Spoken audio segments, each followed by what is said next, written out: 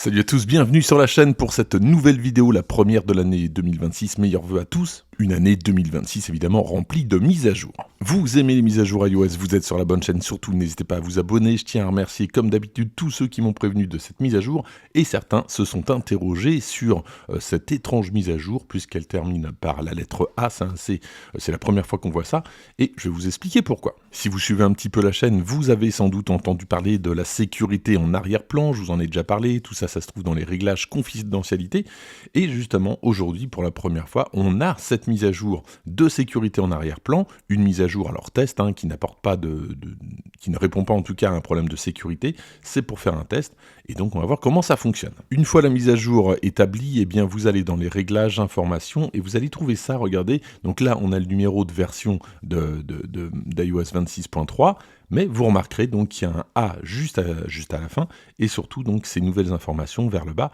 qui nous indiquent qu'il y a une mise à jour de sécurité. Et ça nous indique tout simplement que la mise à jour a été faite. Ici, deux cas possibles. Alors, si vous êtes déjà en iOS 26.3, vous allez dans les réglages, confidentialité, et quasiment tout en bas, vous allez trouver amélioration de la sécurité en arrière-plan. Et vous voyez, donc là, ça me propose d'installer cette nouvelle mise à jour de sécurité en arrière-plan. Et vous remarquerez que c'est complètement indépendant d'une mise à jour classique. On peut donc l'installer, mais vous pouvez également la désinstaller. Donc une fois que c'est installé, vous avez ce panneau-là. Et pour désinstaller, tout simplement, vous n'avez plus qu'à cliquer ici. Et la mise à jour va se désinstaller. Alors ça prend un petit peu de temps, comme pour l'installation, ça va redémarrer le téléphone, que ce soit pour l'installation ou la désinstallation. Une fois que ça a été désinstallé, lorsque vous allez redémarrer, lorsque le téléphone en tout cas va redémarrer automatiquement, vous allez voir ce message-là qui vous dit que la mise à jour a été désinstallée. Une fois que c'est fait, si je retourne dans la partie réglage information, eh bien je n'ai aucune trace de cette nouvelle mise à jour. Je suis revenu à iOS 26.3 standard. Alors concrètement, qu'apporte cette mise à jour? Eh bien rien du tout, c'est simplement un test de la part d'Apple, mais cela servira dans le futur évidemment pour les mises à jour de sécurité importantes, pour pouvoir déployer très rapidement des correctifs pour toutes les personnes évidemment qui n'utilisent pas régulièrement la partie mise à jour, qui se retrouvent avec des versions un petit peu anciennes.